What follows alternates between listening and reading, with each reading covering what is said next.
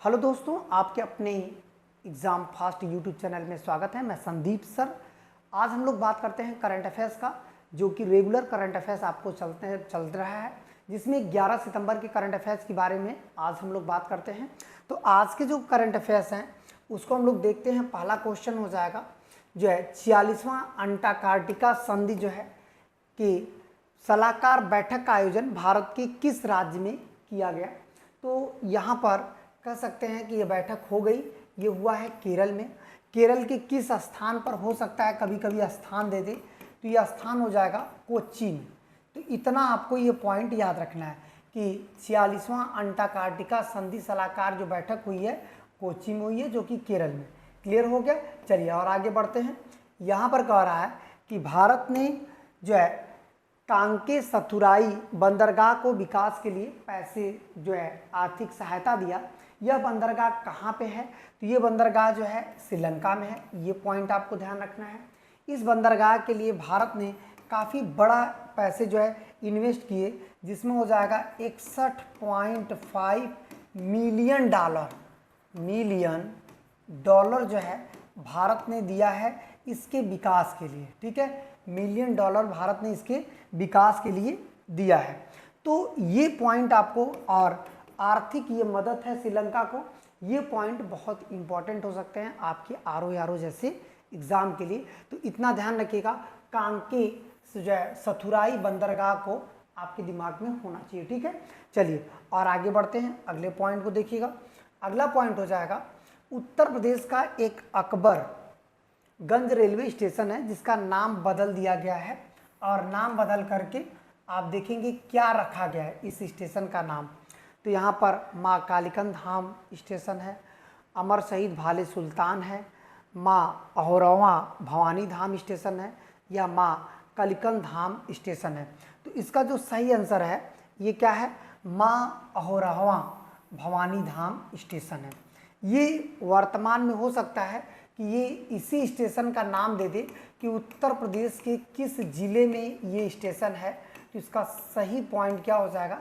ये Akbarpur railway station आपके रायबरेली में है, और उसी का नाम चेंज करके जो है रखा गया है।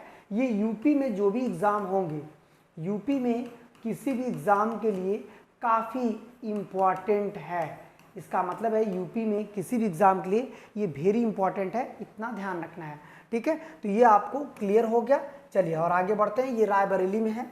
अगला देखिएगा, निम्न में से भारती को गोल्डमैन पर्यावरण पुरस्कार दिया गया। मतलब कौन सा भारतीय था जिन्हें 2023 का ये पुरस्कार दिया गया, सम्मानित किया गया। इसका मतलब ये 24 में सम्मानित किया गया है, ये 2023 का है।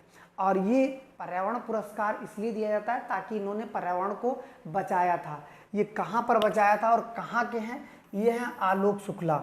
और इन्होंने छत्तीसगढ़ में जो है पर्यावरण को काफ़ी क्षति होने से बचाया था। और वहाँ पर हो क्या रहा था?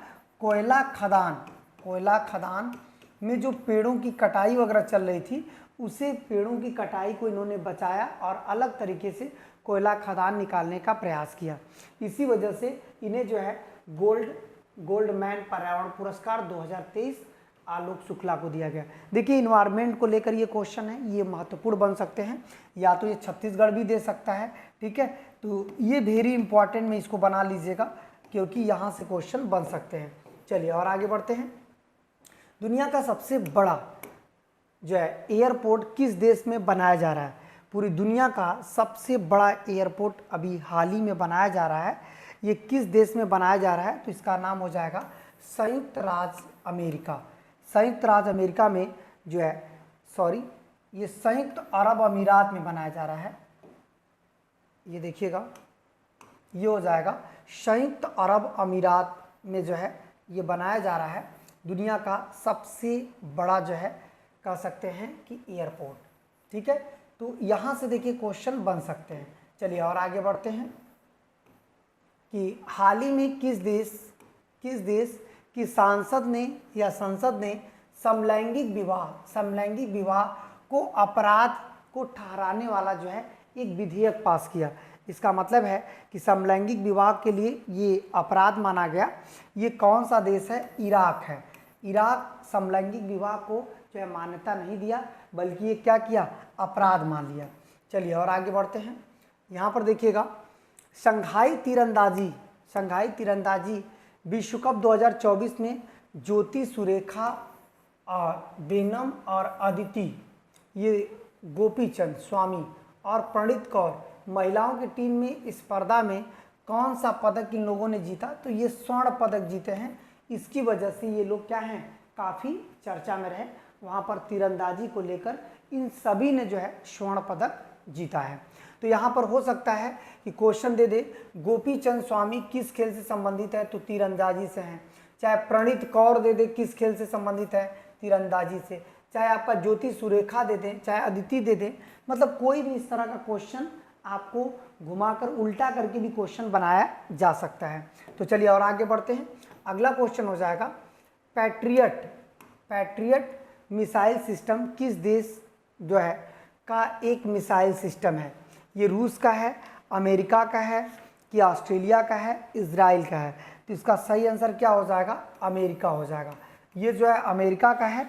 ये एक उन्नत किस्म की जो है मिसाइल सिस्टम है। एक ऐसी मिसाइल सिस्टम है उन्नत किस्म का। तो यहाँ पर देखिए, उन्नत किस्म के मिसाइल सिस्टम को अभी आपने देखा होगा, इस तरह का मिसाइल सिस्टम यूक्रेन को भी उपलब्ध कराया गया। ये किसके द्वारा उपलब्ध कराया गया? अमेरिका द्वारा जो है यूक्रेन को भी यह उपलब्ध कराया गया। तो यहाँ से देखिए आपके एग्जाम में क्वेश्चन बन सकते हैं। ठीक है, चलिए और आगे बढ़ते हैं। यहाँ पर चर्चित आटाकामा एक मरुस्थल है, ये किस महाद्वीप में है? तो आप जानते होंगे ये चिली देश में आता है। आटाकामा चिली देश किस महाद्वीप का हिस्सा है?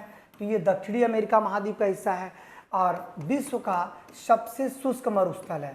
इसका मतलब है शुष्क मरुस्थल यदि बात करें तो कौन सा है शुष्क मरुस्थल?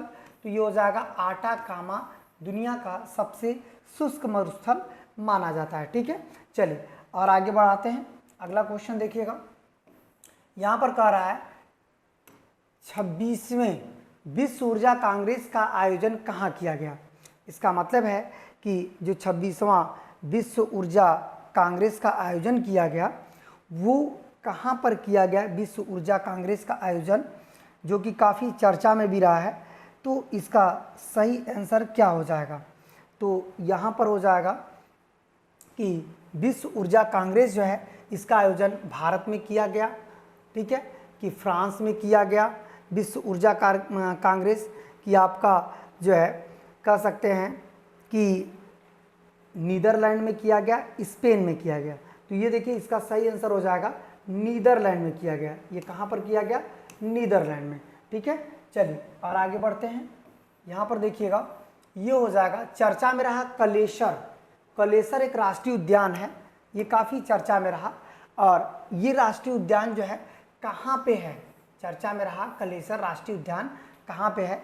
राजस्थान में, हरियाणा में, हिमाचल प्रदेश में या उत्तर प्रदेश में? तो ये क्या हो जाएगा? हिमाचल प्रदेश में ये जो है काफ़ी चर्चा में रहा है।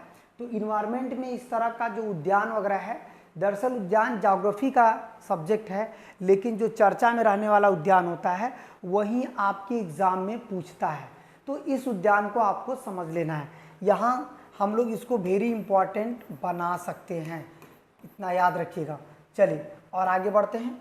तो अब देखिएगा अगला क्वेश्चन हो जाएगा, चर्चित किरू जल विद्युत जो है कह सकते हैं परियोजना किस राज्य में स्थित है? जो किरू जल विद्युत परियोजना है वो चर्चा में जो है वो किस राज्य में है? हरियाणा, जम्मू कश्मीर, हिमाचल या उत्तराखंड? तो इसका सही आंसर क्या हो जाएगा? जो किरू जल विद्युत परियोजना है वो किस राज्य में है और ये किस राज्य का हिस्सा है? ठीक है, तो इससे हम लोग क्या कह सकते हैं, जो किरू है उसको ये जम्मू कश्मीर में है, बहुत चर्चा में भी रहा है जम्मू कश्मीर का ये परियोजना। ये बहुत वेरी इम्पॉर्टेंट भी है। क्यों?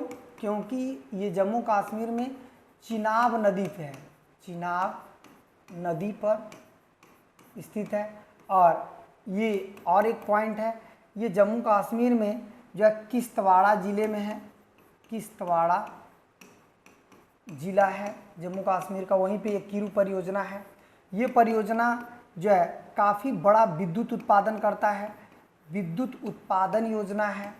इस परियोजना से विद्युत उत्पादन भी होता है कीरू से।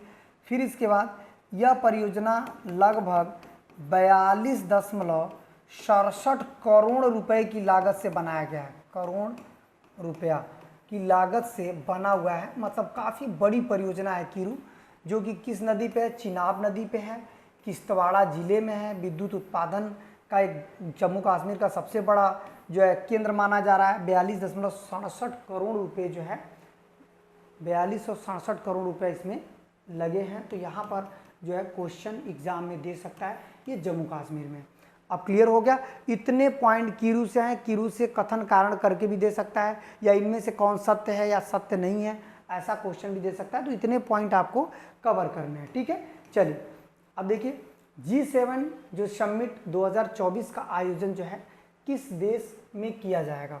इसका मतलब है कि G7 अभी बैठक हो गई 2024 का, तो यहाँ पर आप कह सकते हैं ये समिट 7 सबसे शक्तिशाली देशों का समूह है, और इसकी जो बैठक अभी हाल ही में हुई है, कहाँ पर हुई है? अमेरिका, इटली, फ्रांस, और जो है आप देखेंगे इटली और जॉर्जिया मेलोनी लगातार चर्चा में भी रही हैं, जहाँ पे हमारे प्रधानमंत्री को भी बुलाया गया था G7 में।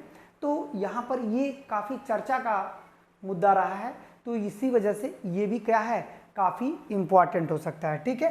तो ये आपका G7 का हो गया। फिर इसके बाद आते हैं ICC men's T20 world cup की ब्रांड एम्बेसडर जो है किसे चुना गया। तो ये देखिएगा ब्रांड एम्बेसडर किसे चुना गया? Sachin Tendulkar, Chris Gayle, Kieron Pollard और उसेन बोल्ट। ये देखिए धावक उसेन बोल्ट को इस बार का जो है ये ब्रांड एम्बेसडर चुना गया था, जो धावक उसेन बोल्ट था। उसेन बोल्ट एक धावक है जिसे इस बार ICC T20 जो है वर्ल्ड कप का कह सकते हैं ब्रांड एम्बेसडर चुना गया। यह वर्ल्ड कप में फाइनल में 2 टीमों ने जो है भाग लिया था, जिसमें भारत और दक्षिण अफ्रीका और एक तरफ भारत था, ठीक है। और फाइनल मैच में भारत ने जीत दर्ज किया। और एक चीज़ और ध्यान रखिएगा, ये कहाँ पर हो रहा था? वेस्ट इंडीज़ में हो रहा था। तो यहाँ पर भी दे सकता है क्वेश्चन, इसके कुछ पॉइंट ऑफ व्यू जो है इस पर क्वेश्चन बन सकते हैं, ठीक है। तो आज के करंट अफेयर्स का सेशन इतना ही है, हम लोग फिर मिलेंगे अगले दिन, तब तक के लिए धन्यवाद।